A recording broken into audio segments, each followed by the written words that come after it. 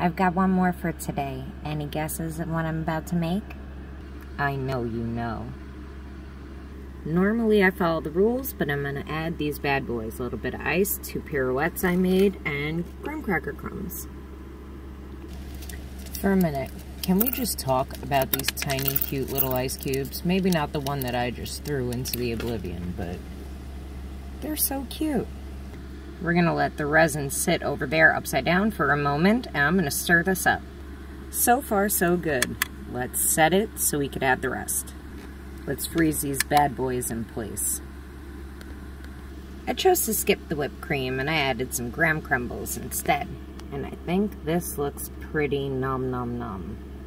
Can I be excited? I found a tiny one. Let's see. Let's pop the bubble first, the pop bubble. Okay. Oh, I love this. Please get off of the tweezer. Thank you. Oh my goodness, yes! This came out adorable. Freeze it in time, baby. Rise and shine coffee.